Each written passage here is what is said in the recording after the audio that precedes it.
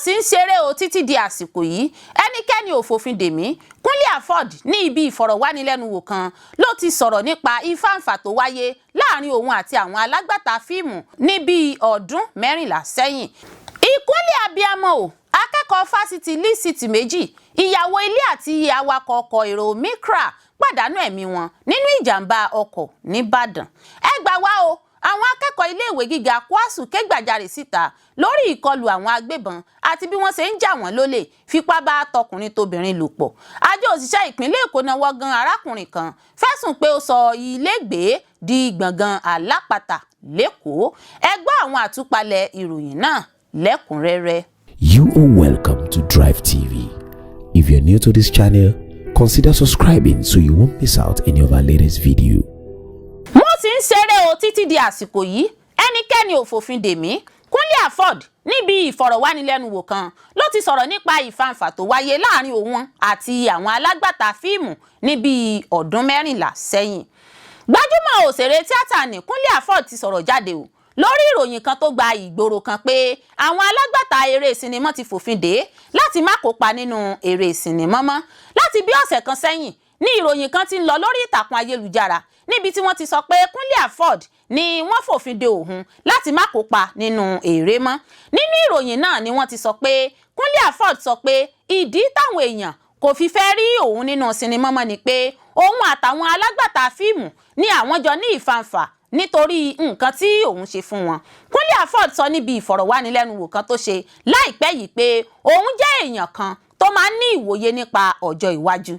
Ó sọ pé láyé ìgbà tí àwọn sì máa ń ká fíìmù sínú kásẹ̀tì láyé àtijọ́, òun ti rí ìwòye pé lílo CD yóò padà wáyé tí òun sì ta àwọn alágbàtà fíìmù lólobó lórí rẹ̀. Ó fi kún pé nígbà tí DVD dé, àwọn bẹ̀rẹ̀ sí ní lò ó léyìí tó tún dára ju CD lọ. Àgbà òṣèré náà tún sọ̀rọ̀ pé nígbà tí ó di ayé gbígbé fíìmù sórí ayélujára, ọ̀pọ̀ àwọn alágbàtà fíìmù ni kò tètè mọ̀ nípa rẹ̀. Kúnlé Afọ́d ní àwọn sọ fún àwọn kan nípa rẹ̀ àmọ́ wọn kò gbọ́, èyí ló sì mú àwọn bẹ̀rẹ̀ sí ní gbé fíìmù sórí ayélujára fúnrara wọn. Ó ní kàkà kí àwọn alágbàtà fíìmù náà béèrè nípa rẹ̀ lọ́wọ́ òun, wọ́n rí òun gẹ́gẹ́ bí ẹni tó fẹ́ ba ọjà wọn jẹ́. Èyí ló jẹ́ káwọn alágbàtà fíìmù náà fòfin dè òun nítorí ọ̀rọ̀ náà.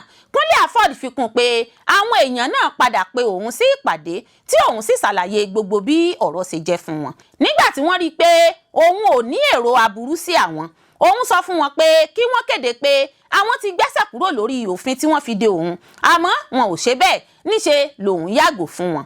Ẹ̀wẹ̀, Kúnlé Afọ́d ti wá sọ àfọ̀mọ́ ọ̀rọ̀ lórí ìròyìn tó gba orí ayélujára náà. Nínú fídíò kan tí Kúnlé Afọ́d gbé sójú òpó ayélujára Instagram rẹ̀ sọ pé àwọn kan ló lọ ń gbé ìròyìn tí kìí ṣe òótọ́ nípa òun. Ó ṣàlàyé pé ọ̀pọ̀ èèyàn ló ti ń pe òun láti béèrè nǹkan tó ṣẹlẹ̀, èyí tó ṣokùnfà tí òun fi ṣe fídíò náà. Ó sọ pé lóòótọ́ ni òun ṣe ìfọ̀rọ̀wánilẹ́nuwò kan láìpẹ́ yìí níbi tí òun ti sọ̀rọ̀ nípa àwọn ìṣẹ̀lẹ̀ tó ti wáyé sẹ́yìn sí òun lágbo eré tíátà. Kúnlé Afọ́d ní ibi ìfọ̀rọ̀wánilẹ́nuwò náà ni òun ti sọ̀rọ̀ nípa ìfàǹfà tó wáyé láàrin òun àti àwọn alágbàtà fíìmù, ṣùgbọ́n táwọn èèyàn ń gbé kiri bí ẹni pé ìṣẹ̀lẹ̀ náà ṣẹ̀ṣẹ̀ wáyé.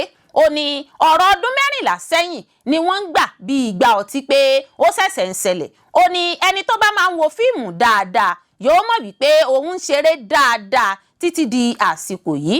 Àgbà òṣèré náà sọ pé ọ̀pọ̀ fíìmù òun ló wà lórí ayélujára àti pé àwọn èèyàn nílò láti dẹ́kun gbígbé àwọn ìròyìn tí kìí ṣe òótọ́ lórí ayélujára. Ó ṣe ìkìlọ̀ pé ìjọba àpapọ̀ ti gbé òfin kalẹ̀ lòdì sí àwọn ìròyìn òfégè táwọn èèyàn ń gbé lórí ayélujára àti pé ìjìyà wà fún ẹni tí ọwọ́ òfin bá tẹ̀. Ó kọminú lórí báwọn èèyàn ṣe máa ń gbé àwọn ìròyìn òfégè pàápàá lórí àwọn gbajúmọ̀ lórí ayélujára. Ìkúnlẹ̀ abiyamọ o, akẹ́kọ̀ọ́ fásitì Lee City méjì, ìyàwó ilé àti awakọ̀ ọkọ̀ èrò Micra pàdánù ẹ̀mí wọn nínú ìjàmbá ọkọ̀ nìbàdàn. Ìbànújẹ́ burúkú gbà ní ìṣẹ̀lẹ̀ yìí o, bí àwọn èèyàn ṣe pàdánù ẹ̀mí wọn nínú ìjàmbá ọkọ̀ kan tó wáyé nígbà tí àwọn míì sì farapa. Gẹ́gẹ́ bí ìròyìn tó tẹ̀ wá lọ́wọ́, ìjàmbá ọkọ̀ náà ló wáyé lágbègbè Sókà lópòpónà márosẹ̀ ìlú Ìbàdàn sí Èkó nílùú Ìbàdàn. Èèyàn 4 sì ló bá ìjàmbá ọkọ̀ ọ̀hún lọ. Ìwádìí fi hàn pé aago 7 òwúrọ̀ òní ọjọ́ 24 oṣù kẹfà ní ìṣẹ̀lẹ̀ ìjàmbá ọkọ̀ ọ̀hún ṣẹlẹ̀ nílùú Ìbàdàn. akẹ́kọ̀ọ́ fásitì Lee City méjì ìyàwó ilé àti dẹ́rẹ́bà ọkọ̀ Micra kú nínú ìjàmbá ọkọ̀ nìbàdàn. Àwọn tí ìṣẹ̀lẹ̀ náà sojú wọn sọ wípé èèyàn 4 ló pàdánù ẹ̀mí wọn lẹ́sẹ̀kẹsẹ̀ lákòókò tí ìjàmbá ọkọ̀ náà wáyé. Ó sojú mi kòrò tó bá àwọn akọ̀ròyìn sọ̀rọ̀ ní ọkọ̀ tirẹ́là kan ló sọ ìjánu rẹ̀ nù tó sì lọ kọlu ọkọ̀ tirẹ́là mìíràn tí òun náà wà lópòpónà ọ̀hún. Ibrahim Adéjùmọ̀, ẹni tí ìṣẹ̀lẹ̀ náà sojú rẹ̀ ní ọkọ̀ ńlá tirẹ́là 4, ọkọ̀ Micra 4 àti Toyota Camry kan ló kọlu ara wọn níbi ìjàmbá náà. Adéjùmọ̀ tẹ̀síwájú pé akẹ́kọ̀ọ́ méjì nílé ẹ̀kọ́ fásitì Lee City, obìnrin kan àti dẹ́rẹ́bà ọkọ̀ ayọ́kẹ́lẹ́ Micra tó lọ rọ́lu ọkọ̀ ńlá náà ló pàdánù ẹ̀mí wọn tí ọkọ̀ ayọ́kẹ́lẹ́ Micra ọ̀hún sì bàjẹ́ tán pátápátá. Èèyàn míì tó tún bá àwọn oníròyìn sọ̀rọ̀ ṣàlàyé pé àwọn ará agbègbè náà sáré láti dóòlà ẹ̀mí àwọn èèyàn tó wà nínú ọkọ̀ ayọ́kẹ́lẹ́ Micra tó rọ́ sábẹ́ ọkọ̀ tirẹ́là náà. Àwọn òṣìṣẹ́ àjọ FRSC ń dóòlà ẹ̀mí, wọ́n sì tún ń la ọ̀nà fáwọn ọkọ̀ láti kọjá. Nígbà tó ń bá àwọn akọ̀ròyìn sọ̀rọ̀, ọ̀gá àgbà fàjọ ẹ̀ṣọ́ ojú pópó FRSC nípínlẹ̀ Ọ̀yọ́, Rosemary Alọ́ni, eré àsápajúdé ló fà á tí àwọn ọkọ̀ náà fi kọlu ara wọn. Ó fìdí rẹ̀ múlẹ̀ wípé èèyàn 4 ló pàdánù ẹ̀mí wọn tí àwọn sì ti kó àwọn tó farapa lọ sí ilé ìwòsàn Adéọ̀yọ́ tó wà ní agbègbè Ring Road nílùú Ìbàdàn. Àjọ OTMA àti àjọ Road Safety ni wọ́n jùmọ̀ ṣiṣẹ́ láti la ọ̀nà fún àwọn ọkọ̀ ayọ́kẹ́lẹ́ tí wọn kò rọ́nà kọjá lásìkò tí ìjàmbá ọkọ̀ náà wáyé. A ò ní ṣe déédéé ìjàmbá o, lọ́lá Olódùmarè. Àjọ òṣìṣẹ́ ìpínlẹ̀ Èkó náwó gan arákùnrin kan fẹ̀sùn pé ó sọ ilégbèé di gbọ̀ngàn alápatà lẹ́kọ̀ọ́. Àjọ òṣìṣẹ́ iléeṣẹ́ tó ń rí sí ọ̀rọ̀ àyíká àti agbègbè nípínlẹ̀ Èkó, Lagos State Ministry of Environment, ti fi gbọ́rọ̀ òfin gbé arákùnrin kan fẹ̀sùn pé ó sọ ilégbèé ládùúgbò ìlú di gbọ̀ngàn alápatà tó tako òfin. Àtẹ̀jáde kan tó jẹ́ gbígbé jáde síta nípasẹ̀ kọmíṣánná ìpínlẹ̀ náà fún ọ̀rọ̀ agbègbè àti àlùmọ́ọ́nì omi Wahab Tokunbo lọ́jọ́ Ajé Monday ọjọ́ 23 oṣù kẹfà sọ wípé afurasí náà sọ ilégbèé rẹ̀ tó wà lágbègbè Alfred Williams Iju di gbọ̀ngàn alápatà lẹ́yìn tí wọ́n gbé ilẹ̀kùn gbọ̀ngàn alápatà Oko Ọba Lágége tì pa. Ìjọba ìpínlẹ̀ Èkó lógúnjọ́ oṣù kẹfà gbé ilẹ̀kùn gbọ̀ngàn alápatà náà tì pa látàrí ìdọ̀tí, ẹ̀gbin àti bí àwọn ọlọ́jà ṣe ń lo gbọ̀ngàn ọ̀hún báṣubàṣu nílòkulò, èyí tó ń ṣàkóbá fún àwọn èèyàn olùgbé agbègbè náà tí wọ́n ké gbàjarè síta.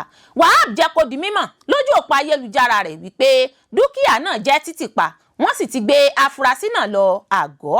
Gẹ́gẹ́ bí ìròyìn tó tẹ̀ wá lọ́wọ́, lẹ́yìn tí olùgbé agbègbè náà ta àjọ òṣìṣẹ́ ìpínlẹ̀ Èkó lólobó, kíámọ́sá ni wọ́n gbé ìgbésẹ̀ kan mọ́ńkóbó lórí ọ̀rọ̀ náà tí wọ́n sì lọ́ọ́ fi gbọ́rọ̀ òfin gbé afurasí náà tó sọ ilégbèé rẹ̀ di gbọ̀ngàn alápatà.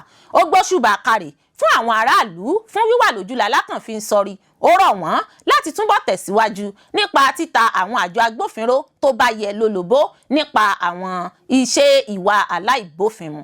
Ó fi kún pé wíwà lójúlá lákànfin sọrí ìkíyèsára àwọn olùgbé ìlú Èkó mú kí iṣẹ́ àwọn rọrùn.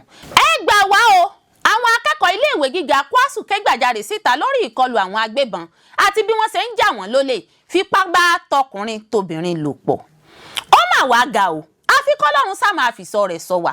Àwọn akẹ́kọ̀ọ́ ilé ẹ̀kọ́ gíga ìpínlẹ̀ Kwara tí í ṣe Kwara State University KWASU Malete ti rawọ́ ẹ̀bẹ̀ sí ìjọba àti àwọn alẹ́nulọ́rọ̀ láwùjọ kí wọ́n gba àwọn lọ́wọ́ àwọn adigunjalè àti àwọn afipábánilòpọ̀ tí wọ́n ń yọ wọ́n lẹ́nu lásìkò yìí.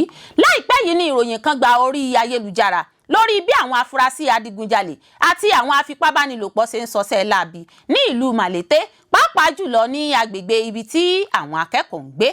Gẹ́gẹ́ bí ìròyìn BBC Yorùbá ṣe gbé jáde síta, àwọn akẹ́kọ̀ọ́ tí wọ́n forúkọ bò láṣìírí sọ pé ilé ẹ̀kọ́ náà àti agbègbè rẹ̀ ti di ibi ewu báyìí. Wọ́n ṣàlàyé pé níṣe ni àwọn kan ń ṣèkọlù sí àwọn akẹ́kọ̀ọ́ tí wọ́n sì ń jí dúkìá wọn gbé sálọ. Yàtọ̀ sí èyí, wọ́n tún ń fi ipá bá àwọn tó jẹ́ obìnrin lò pọ̀. Ẹnìkan nínú wọn sọ wípé lótìtọ́ Ọlọ́run ò jẹ́ kí wọ́n ya ilé àwọn, àmọ́ ibi tí wọ́n lọ lẹ́gbẹ̀ẹ́ ilé àwọn, àdá àti àwọn nǹkan mìíràn ni wọ́n fi ń já ilẹ̀kùn àti fèrèsé.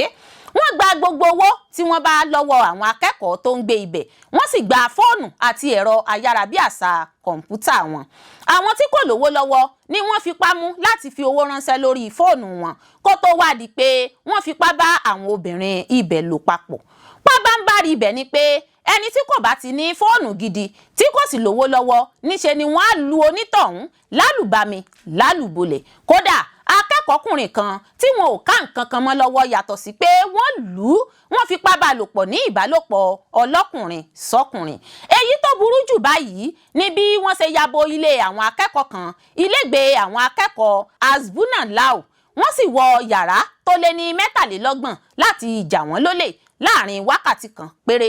Àwọn akẹ́kọ̀ọ́ náà sọ wípé wọn yìí ni ohun tí ojú àwọn ń rí o.